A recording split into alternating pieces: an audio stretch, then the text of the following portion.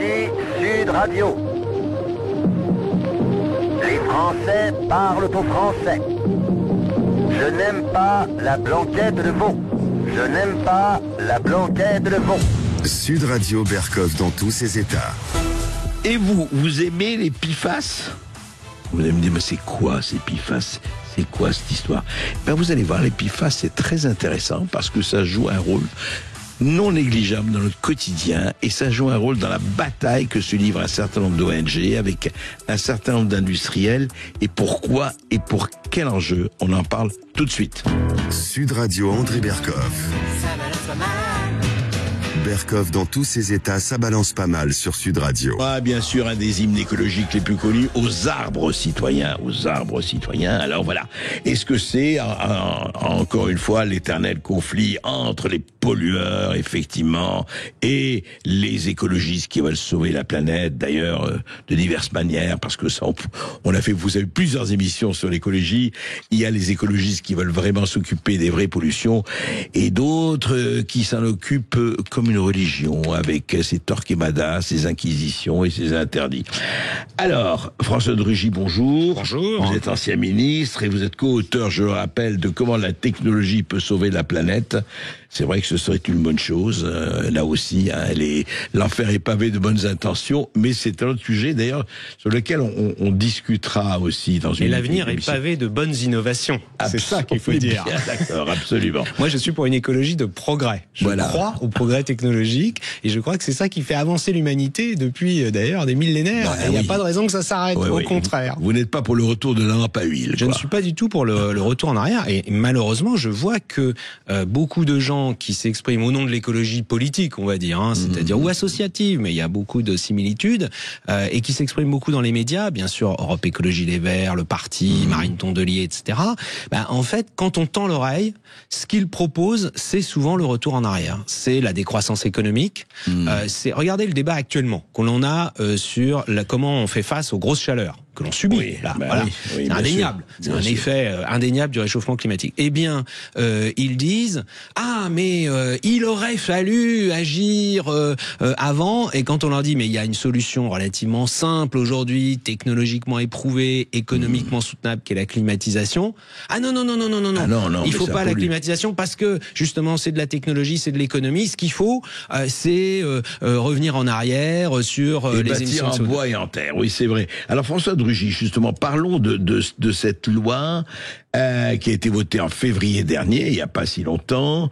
Alors, interdisant, la fabrication, l'importation, l'exportation et la mise sur le marché de biens destinés aux consommateurs contenant des PFAS. Alors, les PFAS, expliquez-nous, ils sont dans quoi? C'est quoi les PFAS? Alors, les PFAS, c'est en fait une famille de molécules chimiques utilisées dans l'industrie chimique depuis très très longtemps, qui permettent notamment d'éviter, on va dire, les deux grandes utilités. C'est d'éviter l'eau, c'est une façon d'avoir une isolation, une imperméabilité, et aussi la pénétration des graisses.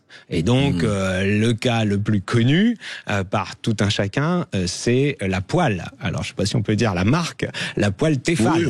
La poêle Tefal qui utilise cette famille de molécules pour éviter que ça accroche et ainsi de suite. Et évidemment, c'est pas la seule marque à utiliser ce produit, et ça existe depuis des dizaines d'années. Dans les cosmétiques, les fards pour ski, les vêtements, les chaussures. C'est vrai qu'on en trouve un peu partout, mais on en trouve aussi, par exemple, il y a des cœurs artificiels, enfin des éléments pour que si vous avez un problème cardiaque, on vous implante dans votre corps qui en contiennent parce que ça permet le bon fonctionnement. Dans l'aéronautique, c'est pour éviter que des pièces surchauffent. Dans les voitures, vous en avez sur les freins et ainsi de suite. Donc c'est des éléments aussi de sécurité.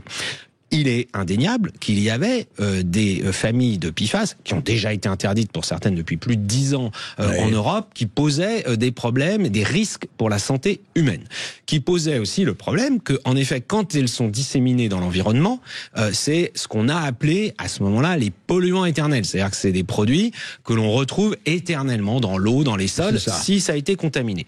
Mais il y a dans cette famille... C'est grave quand même, ces polluants éternels. C'est évidemment quelque chose qui doit être pris au sérieux et qui a été pris au sérieux d'ailleurs par l'Union européenne, par exemple, par le Parlement européen, la Commission européenne, puisqu'un certain nombre de ces substances ont été interdites.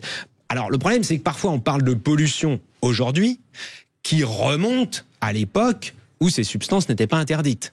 Donc on les constate aujourd'hui, ces pollutions, mais c'est par rapport à des substances qui sont déjà interdites. Et puis, dans cette grande famille, si on prend le temps d'écouter les scientifiques, et moi je l'ai fait avec un ami journaliste, on anime une chaîne YouTube qui s'appelle « Et si l'économie sauvait l'écologie ?» Sur cette chaîne, on a fait une émission sur ce sujet et on a interviewé des gens du CNRS, une chercheuse d'Oxford, etc., qui disent il y a différentes sortes de PFAS. Si on met tout ces molécules dans le même sac, on fait une erreur scientifique quant aux effets sur l'environnement. Ne mettons pas tout dans le même panier, évidemment. Voilà. Et aujourd'hui, par exemple, pour être clair, les poêles Tefal utilisent une certaine forme de PFAS qui ne présente aucun danger pour la santé humaine. Heureusement d'ailleurs, parce que vous imaginez si on utilisait un produit de la vie courante. Mais en revanche, les associations écolo, Camille Etienne, influenceuses écolo, les députés verts à l'Assemblée nationale, certains médias, eux, ils font l'amalgame pour dire attention. Si vous utilisez une poêle Tefal, vous allez vous empoisonner vos enfants en faisant la cuisine. Il y a eu des polémiques là-dessus, absolument. Et d'ailleurs, au passage, quand même, comme par hasard, pourquoi est-ce qu'ils ciblent particulièrement, alors qu'il y a tous les usages des PFAS dont on vient de parler, justement, l'objet de la vie courante, et par ailleurs, c'est pour faire peur, évidemment, et par ailleurs, d'un industriel français.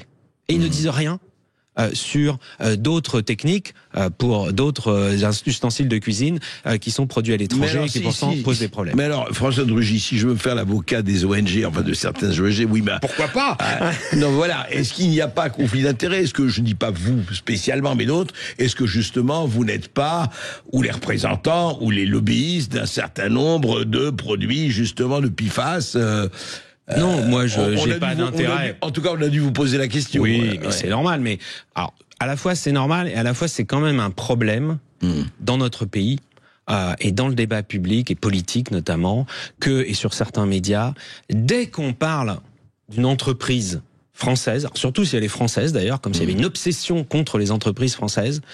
Et qu'on dit, il y a telle ou telle technologie qui est utilisée, qui présente tel ou tel intérêt, ou si on compare, c'est plutôt mieux que ce qui se fait dans d'autres pays. Là, on est soupçonné d'être à la solde des intérêts privés, les lobbies. Alors le mot qui écrase tout, c'est les lobbies. Alors, donc moi, je ne suis pas, voilà, je n'ai aucun lien. Il existe les lobbies, hein. Tout à fait. Au Parlement européen, au Parlement français. Ils existent, les lobbies industriels, économiques, tout ça, ils existent. Les lobbies associatifs existent aussi.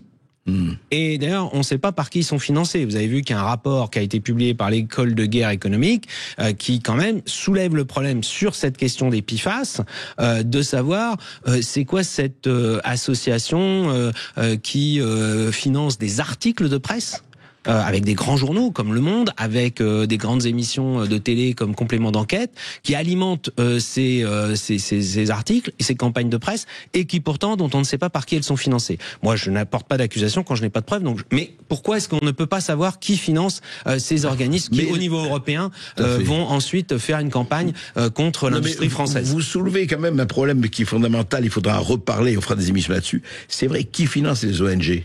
Je veux dire qu'il devrait y avoir une transparence de ce point de vue-là. La moindre des choses, moi je suis très bien ONG, et d'ailleurs, vous avez dit en hors antenne quelque chose, c'est qu'on aimerait savoir, ça s'appelait les associations avant. En France, c'était la culture française, c'était les associations. Associations loi 1900, voilà. Hein, non-profit, etc., sans bénéfice, enfin, sans revenus fixes, etc.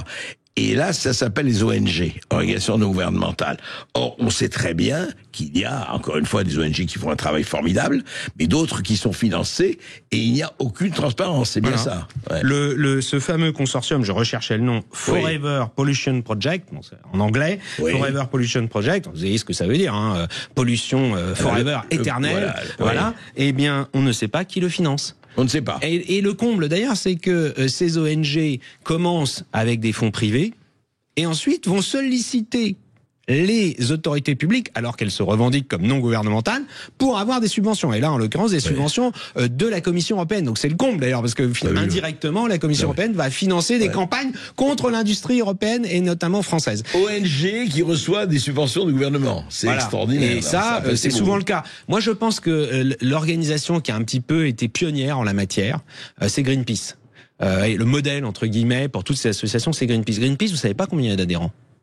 On n'a pas le. Je pense que c'est pas leur problème. Ils cherchent pas. On ne sait pas par qui ils sont financés. Voilà.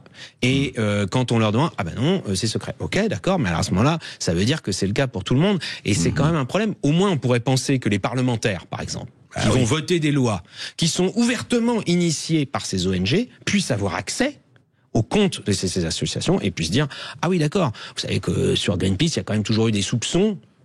De savoir à la grande époque de l'affrontement Est-Ouest s'il n'y avait pas des financements qui venaient du bloc soviétique. Vous vous souvenez que François Mitterrand disait les pacifistes sont à l'Ouest et les SS-20 et les fusées sont à l'Est. Et c'était quand même une réalité et on savait très bien que Greenpeace jouait un rôle très important dans ce combat. Aujourd'hui, Greenpeace, y compris encore aujourd'hui, récemment, je ne sais pas si vous vous souvenez de cette chose absolument, cette palinodie autour de la statue d'Emmanuel Macron, la statue de cire du musée Grévin, volée par Greenpeace pour ensuite être utilisé, rendu, etc.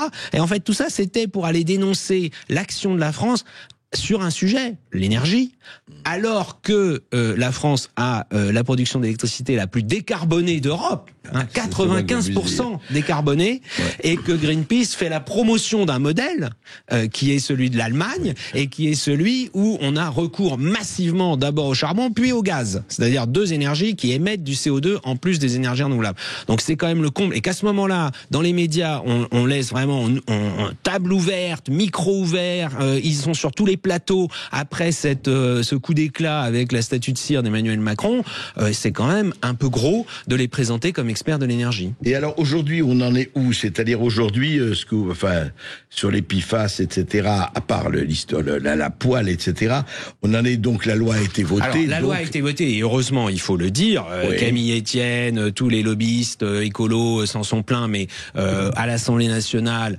justement, les poêles Tefal ont été exclus, et ça a été circonscrit à un certain nombre d'usages, où c'est quand même contestable. Vous savez, par exemple, c'est du textile pour les pompiers. C'est-à-dire que on utilise des PFAS dans la fabrication en France d'uniformes pour les pompiers parce que ça leur permet de résister au feu. Et donc, alors sur les cosmétiques, oui, peut-être qu'on peut se passer des PFAS dans le rouge à lèvres ou dans les crèmes, mais en revanche, quand on parle de la protection contre le feu avec les pompiers, ou quand on parle de l'aéronautique, ou quand on parle des voitures, des freins des voitures, on peut quand même se dire, il faut faire une analyse bénéfice-risque. Tout à fait. Comme on en le fait fait, en ce que vous santé. dites, François de Rugy, c'est qu'il faut pas généraliser, il faut pas tout chosifier dans le même, voilà, pas mettre ses œufs dans le même panier, mais surtout pas mettre tout le monde dans le même sac. Tout à fait. Et ça va être intéressant à suivre. En tout cas, merci de vos éclaircissements. On va continuer d'en parler. Merci à vous. Sud Radio. Parlons vrai. Parlons vrai. Sud Radio. Parlons vrai. Sud Radio. Parlons vrai.